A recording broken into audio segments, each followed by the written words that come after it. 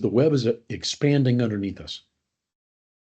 And what we have to be aware of is that expansion is away from very little literal interpretation of keyword relationships to contextual relationships. Did I say that out loud? Welcome to Did I Say That Out Loud, a podcast where Stu Eddins and Mariah Tang reflect on agency life and answer questions from our higher ed and healthcare clients about the latest in digital marketing, content, and SEO. Okay, so this is the next Did I Say That Out Loud? And this time we're going to be talking about something that's going to be really affecting us over the next probably 18 months to 3 years, and that is our understanding of context. As we move forward into an AI-empowered web, we've had we're going to say goodbye to a lot of controls that we've had. Keywords, for example, search terms are going to outgrow keywords any day now. The concept of keywords and how we would use them in SEO to say that these are the words that people search for. We need to make sure they're on our page. The way we would use that in advertising, where we might target keywords in search ads. Now, we still do those things. They're still out there. But what's happening is the web is expanding underneath us. And what we have to be aware of is that expansion is away from very little literal interpretation of keyword relationships to contextual relationships. Now, honestly, Google hasn't been a keyword-driven search engine for several years. It has been about context. It has been about intent more than anything else, easily for the past 5 to 7 years. It's just that now the shift has happened enough that it's really brought it into focus that we need to change how we think about extending our influence onto the web. I think that may be a good way to put it. Yeah. So, yeah, that could work. So context is everything. Here's something I found. I went out looking for some quotes on context, and I found this one. In common use, almost every word has many shades of meaning, and therefore needs to be interpreted by the context. That may be kind of a Captain Obvious thing. We've always said that words can have two meanings. We even write songs about it. Anybody that's married can tell you that. Yeah. That quote was from Alfred Marshall, and he published that quote in 1890, 135 years ago. And it's really relevant today. When we think about search terms in the angle of keywords, if we think about it from that point of view, we're limiting ourselves. Here's something interesting that I learned over the last year or so. There's an ad product out there called Performance Max, PMax. And it does a lot of different things in a campaign, but one of the things it does is search ads. Now, for ages, I've been assigning keywords to search campaigns. So if I'm advertising an accounting program, I'll make sure it's accounting degree, accounting AAS. I'll have all sorts of words in my campaign that if the search person uses them, send them my ad. That's the idea. Well, in Performance Max, they have this place for keywords, but they call them keyword hints. It's not the real thing. We're not targeting these specific words. Pardon me. What Google is saying is, give us a list of stuff that people might search around. Give us ideas. In other words, give us the context of the search you want to serve an ad to. And I think that's kind of a powerful shift that's going on right now. More than just like, tell us what you want. It's let us help you find what you want. Yeah, it is. And nothing in the world is as literal in most people's interpretation as a keyword. In fact, in my world of advertising, we had ways of qualifying that keyword.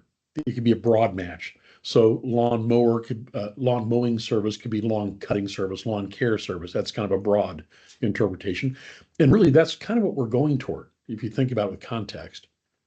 Then there was phrase match, which was local lawn cutting service would match to it because, it still had the same concept, but included other words.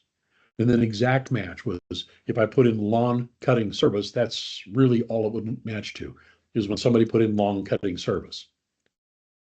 Until 3 to 5 years ago, when exact match became exact-ish. Google is forcing us into context, whether we like it or not. We're going to be there. I venture to say we're already there. We just need to have our practices catch up with reality. Yeah, I'm curious what would be the hesitation for people? Why would they not want that? Like it's a better way to find the information that you want and maybe don't know that you want yet.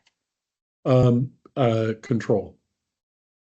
Here's the deal. When it's in advertising, I pay for every click. Whether it's pennies or dollars, I'm paying for the click. And the risk is if I don't understand the context of what I'm trying to target, I'll be paying for a lot of clicks that are not relevant to what I want to accomplish. Now, we can have faith in the ad platforms because Google says, oh, we'll learn that for you over time. But during that time, Google's spending my money to learn. And that's where the friction comes in. We've used AI in a lot of ways inside of our campaigns to test, to feel our way around. We've been very responsible with it. We're not just saying, gee, that's cool, let's try it. We make sure we have as many safeguards in place as possible. And my observation is that, yeah, it does learn. Google does lean into the context of what I'm trying to do. But context isn't just the search term, the keyword we try to target. And I think the same thing applies to things like SEO. When we're trying to write content, we write content around the concept of what somebody is looking for or the information somebody needs. And that's the more powerful thing because we're not trying to stuff certain words into paragraphs. We're trying to answer a question fully and efficiently.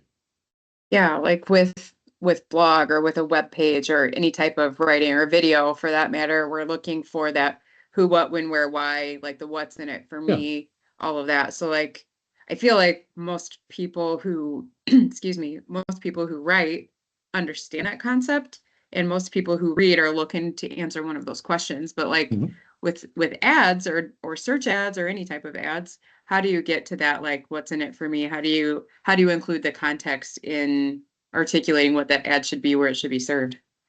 And that's going to be really something that changes as we go forward. I'm going to continue to use Performance Max as an example. Google just this last month in May of 25, they've released a new product. They've called it a couple of things over a couple of weeks, but basically AI Max is a search campaign. And what they appear to have done is taken that Performance Max campaign and broken off the chunk that was search and now made it a standalone product. With this product, it's keywordless. We don't give it keywords.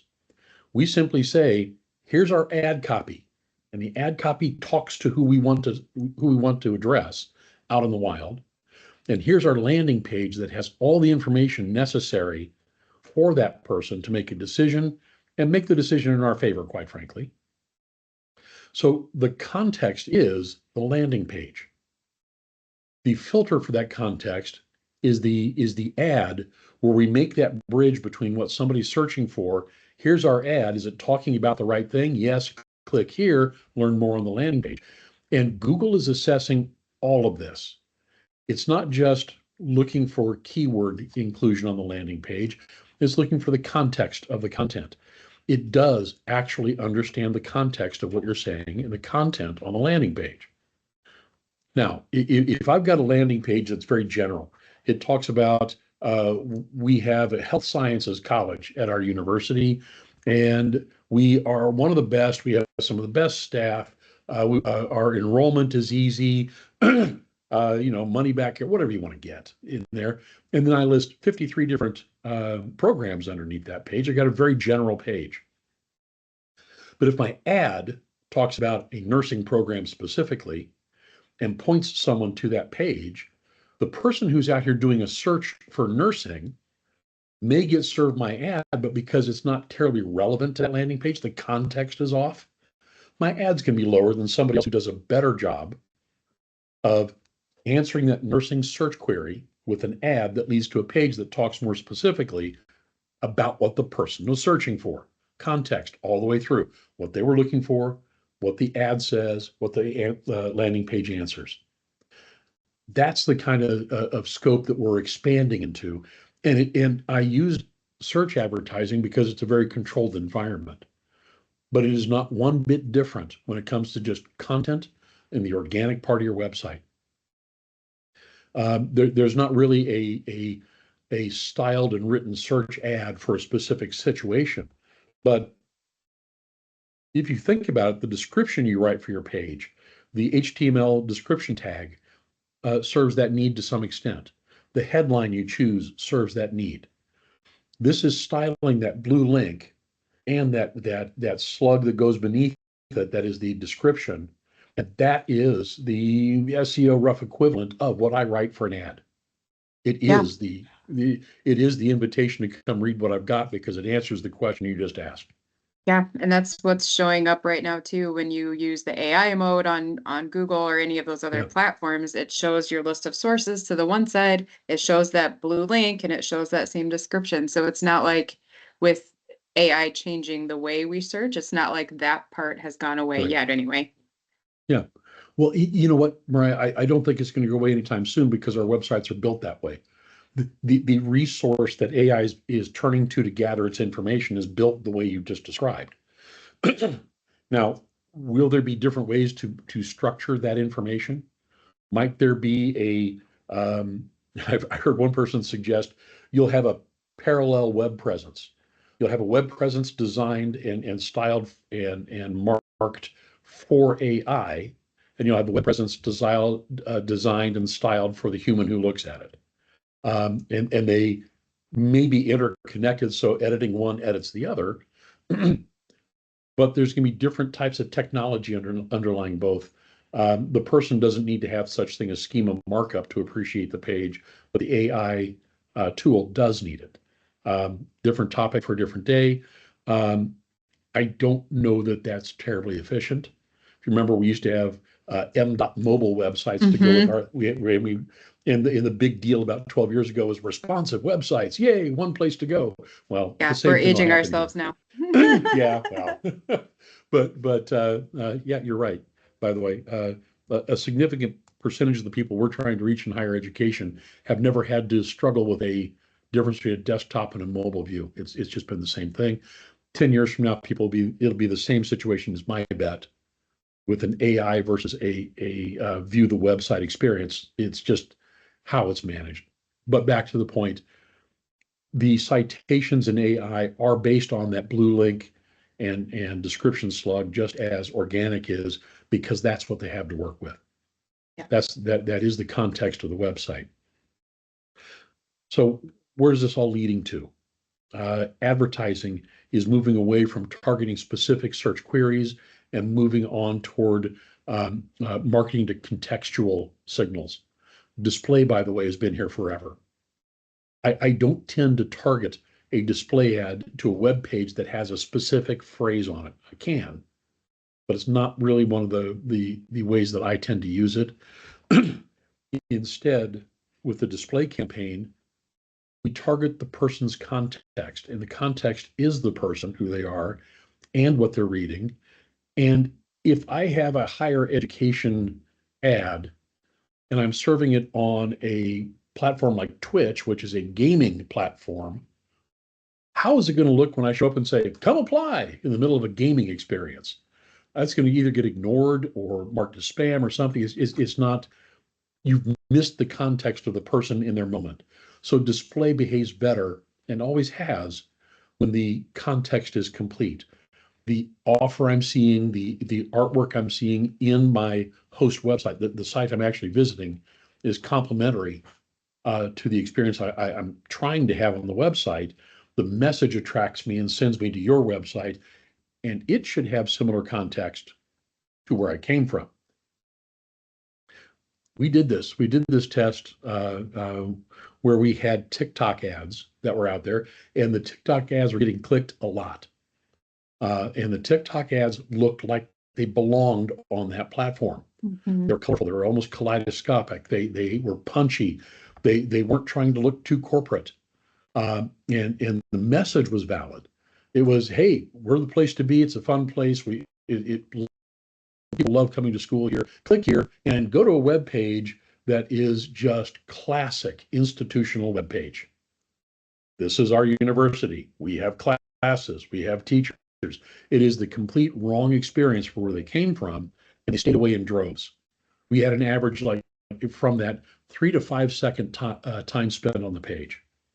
Well, we kind of inherited this situation. So our first thought was, let's create a separate page that looks like the experience they were having on TikTok. And at least the bridge is that part that's on the ad. They see the ad, they were clicking it all the time. We got hundreds and thousands of clicks, except now those clicks were leading to a point where we were getting 30, 40-second on average engagement on the web page, on the landing page, because we answered context with context. So it's not just words, it's experience. It's the person. Know who you're talking to. The other part about this, I think, that's going to be scary is the opportunities it opens up are vast, but then the combinations are as well. Now, you write articles from time to time in healthcare where your job is to translate or reword what a highly educated person talks about a specific topic, synthesize that into words on a page that a non-healthcare person understands, because that's the audience we need to reach. We need to talk to those people. We need to have them understand that, hey, we're doing research here. It's important research, and here's how it affects your life. You've changed the context of what you heard into something that is the context of the person you want to address. And you and your team are great at that. That may describe the interview to article process too. I don't know. Is that close? Yeah, pretty darn close. Yeah. So context is also a flexible thing. The interview with that doctor or that research person was in the context of that person in their world, and it was there. I mean, they were not being false. That's who they are. You were the translator, one context into another. And as marketers, we're going to be that same thing, except in this case, the context is the institution, the organization we service, and the population we want to reach. And they each have something. The institution has something the population needs. The population has a need the institution can solve, but in between is a gap of context. We've got to get those things aligned. That assumes need. That assumes a lot of other things. I could go out and write a book report on a knee replacement and not have any need of the hospital services, but the hospital had information I needed. So Right. Need plays into it as well. But really, context is going to be a thorny subject for a lot of people. I mentioned earlier control. You have to either learn your way through it, which means giving up a little bit of control. But if your objective is to have control, you're going to learn fast, aren't you? You're not going to be given any choice. It's not that Google says, it's not that. Google is responding to their client, and their client is the person doing a search. And that person, if they don't like what they've got going on, is going to go to ChatGPT, Perplexity. They're going to go to some other place and have the experience they want. Or Google can do that and more. Google will probably be able to do what ChatGPT does or Perplexity and add more meat to the bone, if you will. Only because Google's been doing this for over 25 years and has a heck of a lot more data than the other people. It could answer questions more thoroughly. It's pretty much scanned the entire internet. They're catching up on that. But Google's been in this context business for going on 30 years now. So they have a head start if they choose to preserve it. Mm-hmm. There's that. And we can have investors dumping money into ChatGPT, but money doesn't solve a knowledge problem in this case. So yeah, I think that what we're looking at is some very large shifts. Some of it fueled by AI, but not the fault of AI. Not AI is a cause, not the only cause. Okay, look at it this way. This is why it can't be just AI. We were having these same conversations, but voice search started. Oh, yeah. Yeah, I mean, do you remember when we were trying to figure out how we could get ranked for voice search? Oh, yeah. And like thinking about the length of paragraphs, thinking about how often you put a call to action on a page, all of that stuff is like not everybody's on desktop, not everybody's on a laptop, not everybody's on, tablet, mobile, whatever it is. And now it's just second nature because we know Yeah, the behavior of people across devices is different. And we didn't know that 10 years ago. It was brand new. So it's right. it's the same story, same song and dance, Yeah. Well, fancier and 10 packaging. years ago, 10 years ago, mobile devices hadn't penetrated the market anywhere near to the extent they have now. Yeah. Yeah. Yeah, so '08, '09 iPhones became the big deal, but it was still an $800, $700 big deal. So it was not the population, the masses that had it. There were others out there who were making flip phones that had a few more features and so on for a few years before competition really kicked in. But the point being, that transition, though there was a definite moment when it came along, when Steve Jobs stood up there with his first iPhone on the stage, that may have been the tee off. There have been other smartphones before that, by the way. Uh, uh, the BlackBerry people would be very upset if we didn't pay attention to them. But Everybody wanted one of those when I was yeah, young. the crackberry Yeah. phone. Yeah, it didn't help that we had a presidential candidate who couldn't let go of his. But still, that watershed moment of iPhone coming out and being a tipping point of sorts still had a long tail before it came about, before market penetration was there. That was the time when we were doing mobile sites versus regular sites. That was the time when responsive was just coming in. That there was a development cycle, and it was longer than what we're going to face with AI and the compounding voice search on top of it. I kind of look at AI and voice search as the meeting of what we thought was going to happen with voice search. Mhm. Google says that right now, even without AI, search terms are now 2 to 3 times longer than what they were even just 2 to 3 years ago. Oh, yeah. People voice search this device over here from Amazon. I have, if I say its name, it'll talk to me. These things have taught us to talk to our technology. We don't even spend a beat thinking, how am I going to search for this? We just do it. Yep. And as a result, our search terms are longer and longer and longer. In fact, the thing that I think it came from, again, from Google, from Gemini, they're finding that a common search is 5 times longer than a regular search in Google search. A a search that goes through Gemini, their AI tool, is up to 5 times longer than an equivalent search that people have to manually type in to the Google interface. That's so wild. And they're still manually typing it into Gemini. Mhm. They're not doing it through voice. Interesting. But the technology is encouraging a conversation. And this is something interesting. It was a little bit of a mind shift for me from how I think about it. When I go to Google, I'm trying to find something and it's very specific. It may be transactional. Rarely is it navigational. I'm not trying to have Google remember for me a website I can't remember. Or something. It's transactional. Help me find this. I need this product, this thing, this information, and off it goes and it comes back. Um, in that regard, Google search was pre-search. You put something in and it gives you 10 choices in blue links, plus some ads, plus some other stuff, but it was pre-search. Now you have to search through all this stuff to find what you really want. Mm-hmm. AI is an answer engine, which is a little different.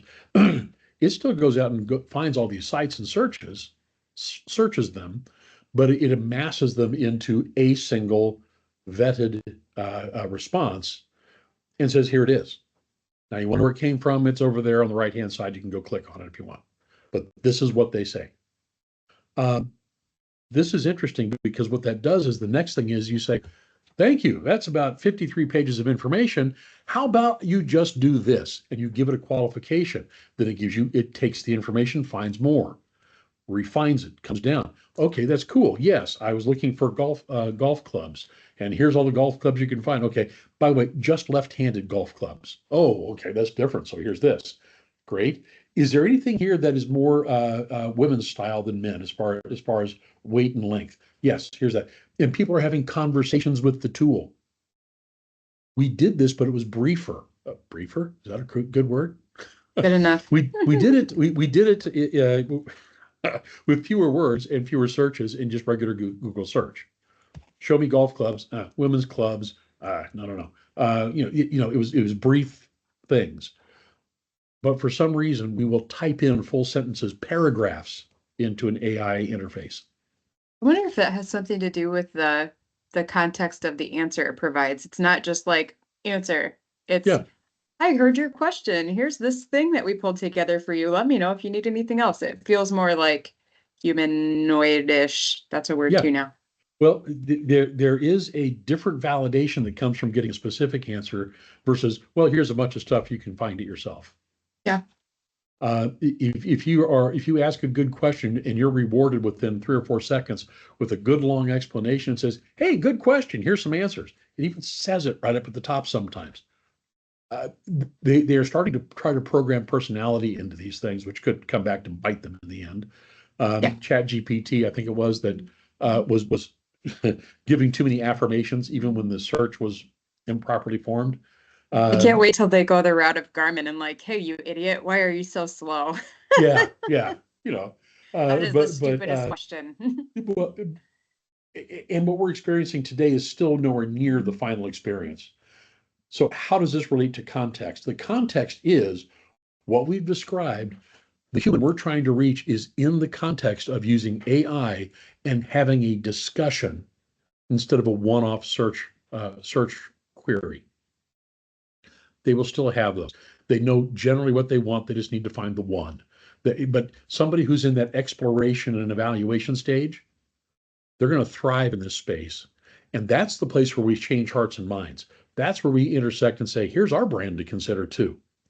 If we wait down to the bottom of that decision path, they probably have already come up with, okay, if they're looking for something, 3, 5, 7 different brands they're interested in. If for one of those brands, great. Otherwise, our job is interruption. And that's tough. And that's expensive. But up here, if we're able to get ourselves injected into the context of their exploration and their evaluation, if we can be helpful in that space, whether it's in regular search or AI enabled tools of some sort, whether it's because they were browsing a web page about a popular one I was looking at is somebody was looking up information about the town that the college was in.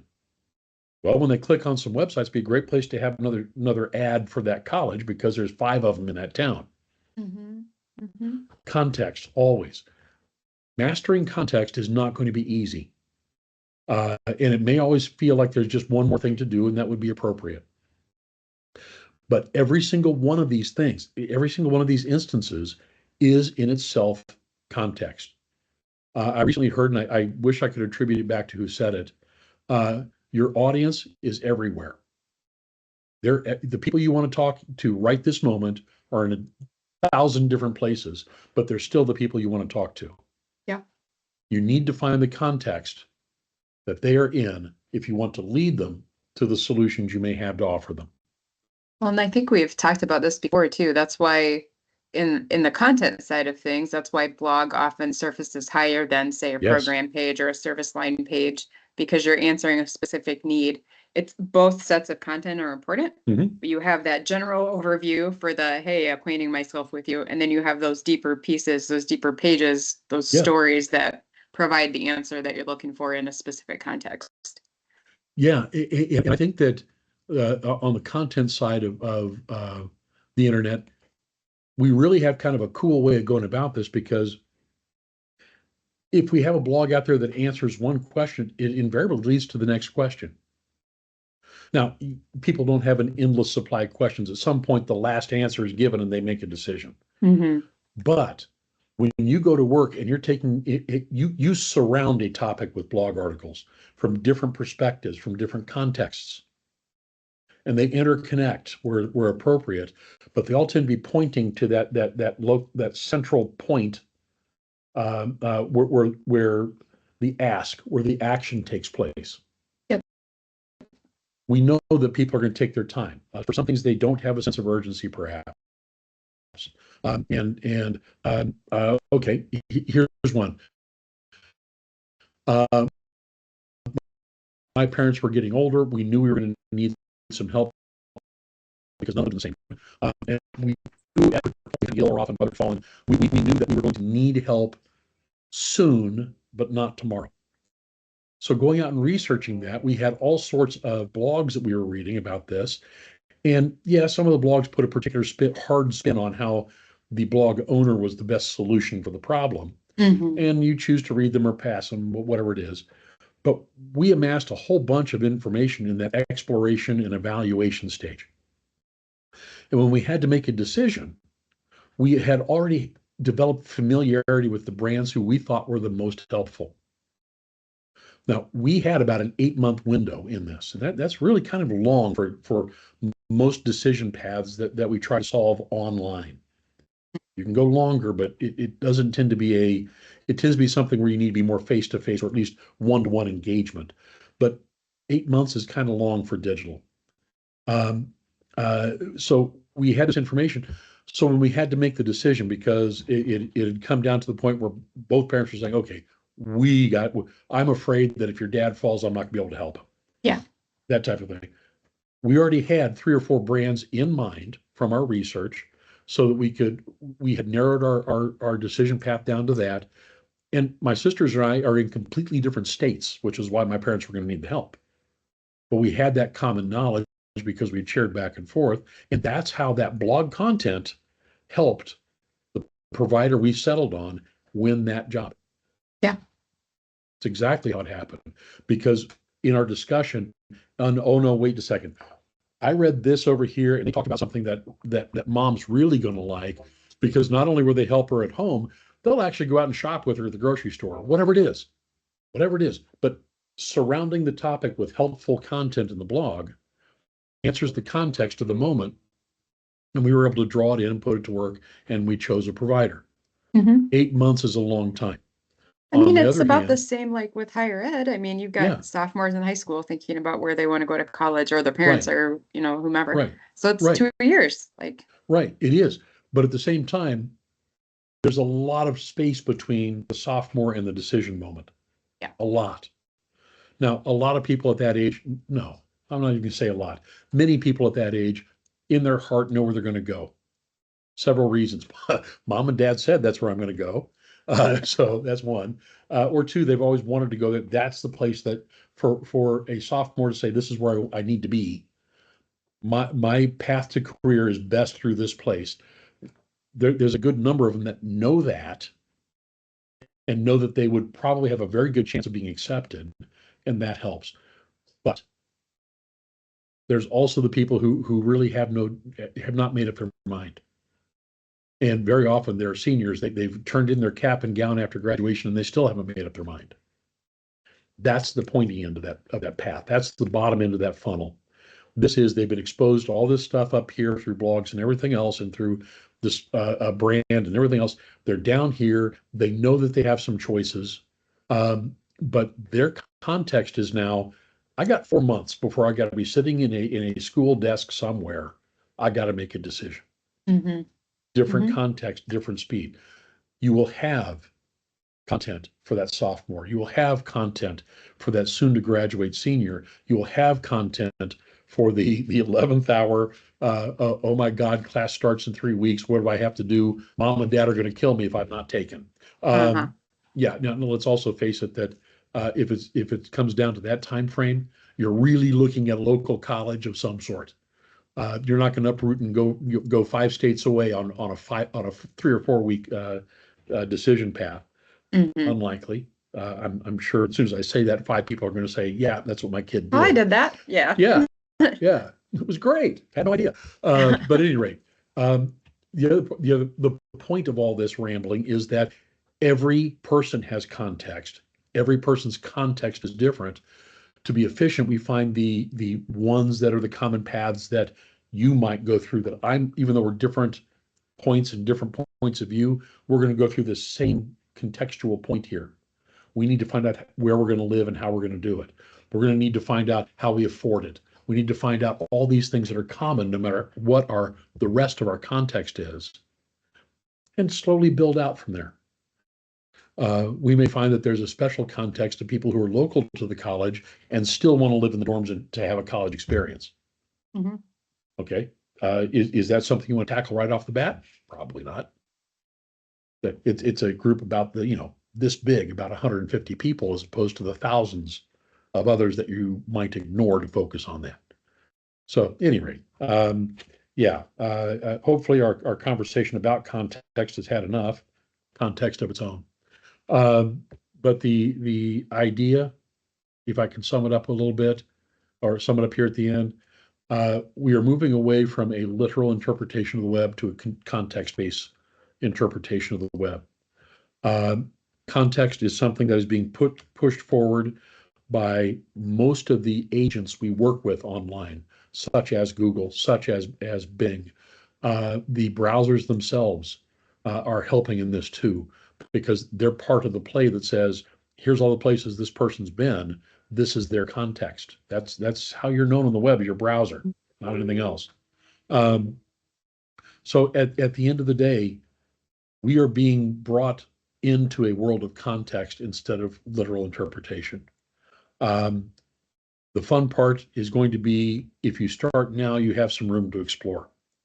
If you start thinking about your campaigning, if you start thinking about your content and your web structure based on the context of the user, the context that includes their need, what device they're on, what time of day it is, all these things, you'll be a lot more successful in achieving the objectives you want. And the sooner you make that switch, you'll probably have a good head start on the people who aren't going to make it anytime soon. Thanks for listening to Did I Say That Out Loud with Stu Eddins and Mariah Tang. Check out the show notes for more information about today's episode. And if you have any questions, concerns, or comments, hit us up anytime at staymates.com.